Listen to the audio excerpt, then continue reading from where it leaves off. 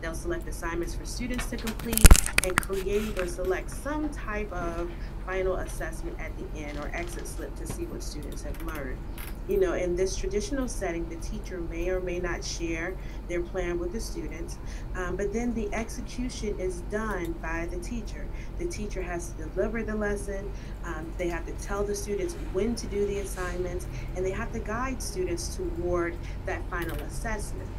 Well, what playlists will do is it will shift that responsibility and the executing of the learning plan to the students. And so at the beginning of the unit, the students will have that plan in front of them and they can work through the lessons and assignments at their own pace.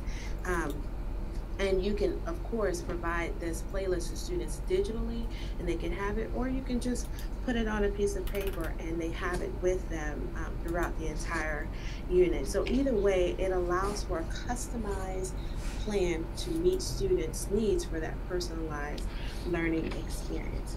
Now, before I go any further, if you would like to receive a certificate for today's session, Playlist for Students and Learning, you can go to tinyurl.com/DLD Ohio.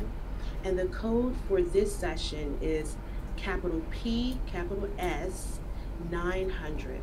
And again, you want that to be in all caps, capital P, capital S, 900. So again, if you would like to receive credit for this 30-minute session, that is the code that you will need.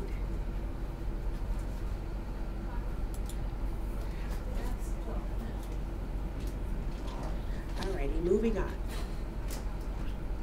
Now, like I said before, there are several different ways that you can begin using playlists. What I found with all of the different things that I researched was that one of the best ways to hop into playlists is to actually use web's depth of knowledge. So you want to have activities that are engaging yet rigorous, and you want to start off with those 1 and 2 levels. But then also include levels 3 and 4. And if you have interactive playlists, you can do exactly that. And so a little cheat sheet that I found online was DOK levels based off of TV game shows.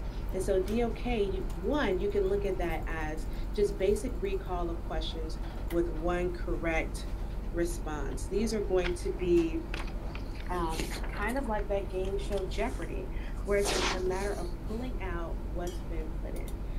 Simple recall. So if you're working on multiplication, these are the sheets that are 3 times 2 equals blank, 5 times 3 equals blank.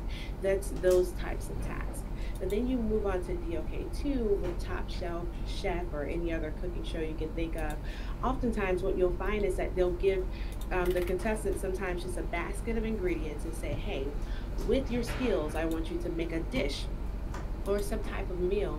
And so that's the same concept with DOK2. We want you to take your basic knowledge and do something with it. It's still that low level type of activity, but we do want them to use